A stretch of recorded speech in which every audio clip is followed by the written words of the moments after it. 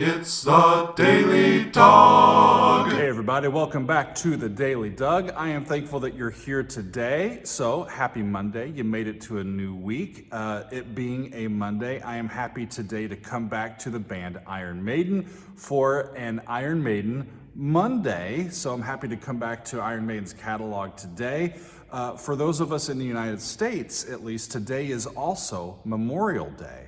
Memorial Day being this special day in the year where we take time to reflect and pay homage to those who gave their lives in military conflict and fought for our country specifically, but in general just gave their lives fighting for a cause greater than themselves. And we are thankful for their sacrifice and pay homage to what they have done for the rest of us on this day. So I wanted to pick a song from Iron Maiden's catalog that is along this theme. And it wasn't extremely difficult. There are several Iron Maiden songs that reflect on war and conflict.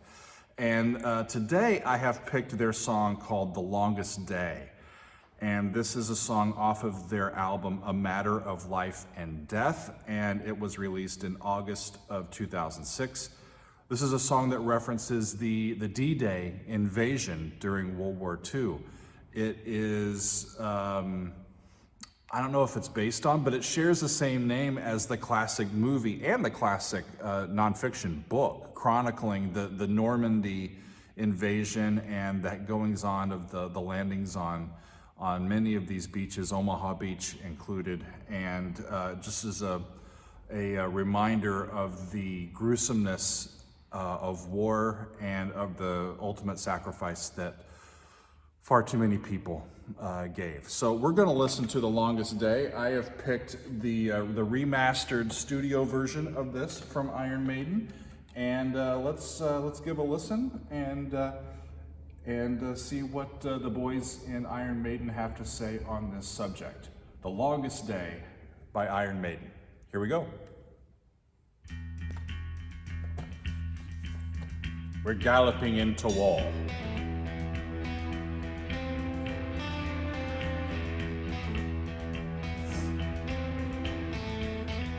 I'll give you 3 guesses as to what key it's in. I almost don't care anymore. It's just a great sound.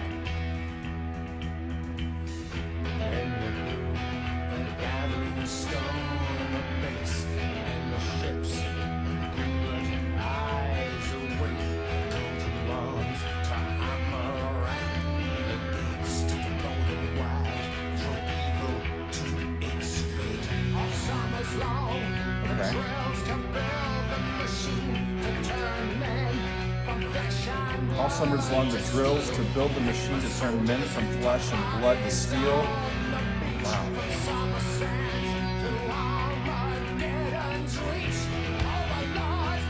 Back in my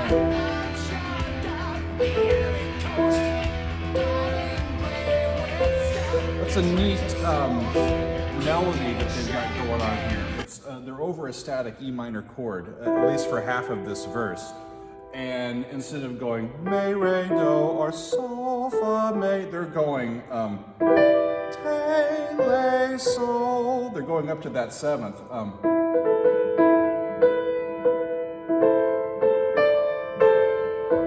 Yeah, it's over a static E. They do it if they do it again. They did something similar when they changed chords.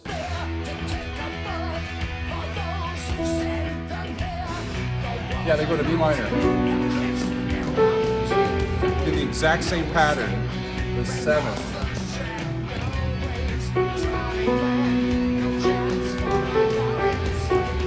Pretty cool. All right.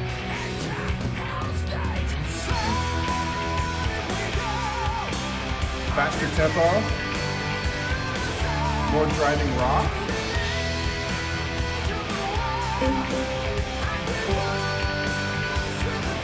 It's a 4-chord song now. 6, 4, 1 for 5. Minor, C, G, D.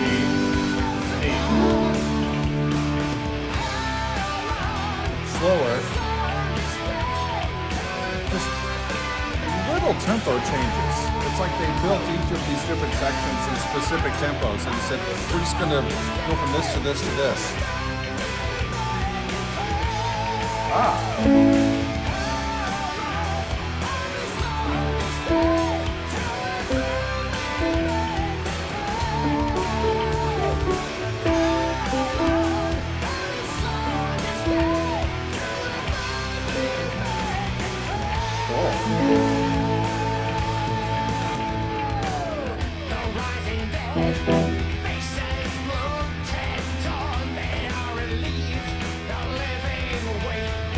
Rising dead, faces bloated, torn, they are relieved, they're living, wait their turn. Your number's up, the bullet's got your name. You still go on to hell and back again. Valhalla waits, Valkyries rise and fall. Wow. It's a commentary on war without really taking a side.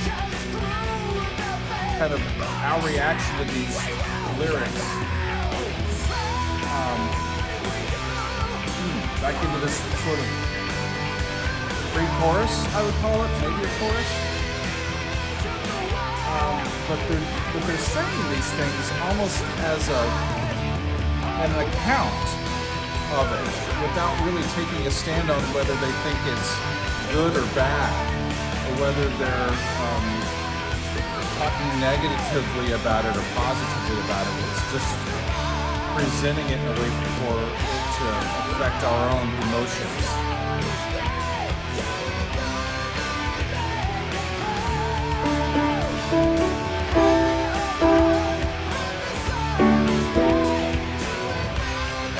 Yeah, can you go back to the major chord? Yeah.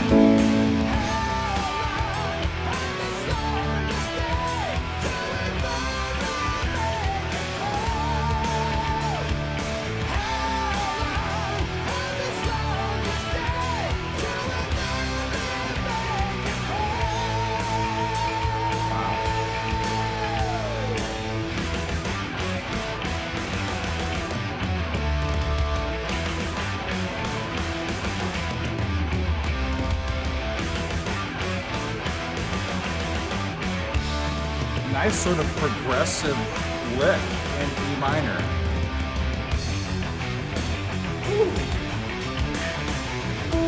Yeah.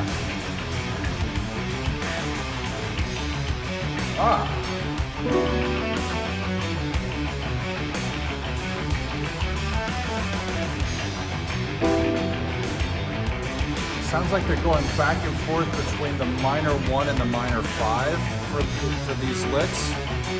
That both the guitar and the bass are doing, and I love the drumming through this.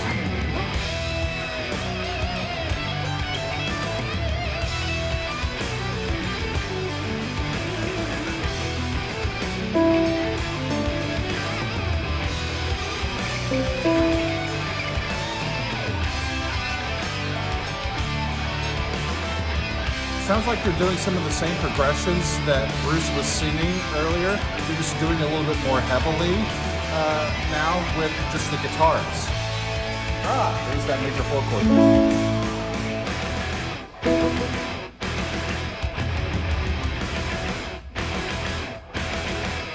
Wow, intense. It's like the repetitiveness is like the inescapable nature of where they found themselves, D-Day, right? They're in no man's land.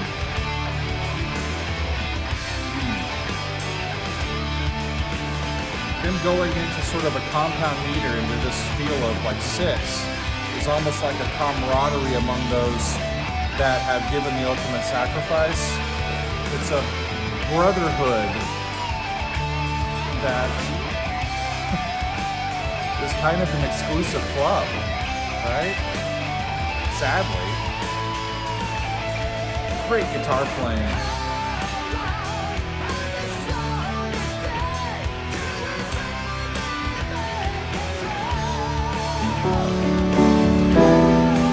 Yeah. I messed up. Yeah.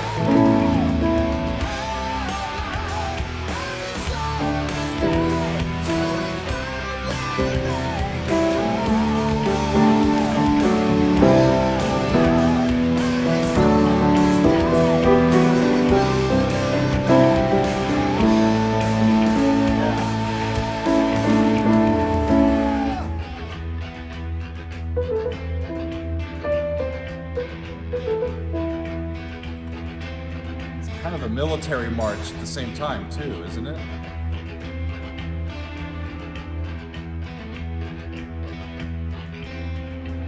The album art leaves no room for vagueness about what they're really talking about here, right? Oh, wow. A Matter of Life and Death is the album. The Longest Day is the song. And it's really great to get back to some Iron Maiden stuff. They never fail to disappoint. They always sort of bring this great point of view into the music that they're building. And it does have a consistent sound and a consistent feel to it. They are there for us when we would just want to listen to music that sounds like Iron Maiden, and this one was no exception. It was in E minor. I really don't care. E minor is a fantastic key. It's a perfectly fine key, and it does work idiomatically on the guitar. And for all of these, for guitar-heavy, guitar-based bands, there's not too many bands, right, that have 3 guitar players just hanging out waiting to contribute and play along, right? So this music that's really guitar driven, it makes sense that a lot of the songs would be in E minor. It's a great key. When I think of Memorial Day, I tend to think of my grandfather and some of my uncles and an extended family who have fought in war. Thankfully, there's been only a few people that I know of, that are related to me, that have died in an active battle, but it's still a somber day. It's a day of reflection and of recognized, hopefully, shared sacrifice or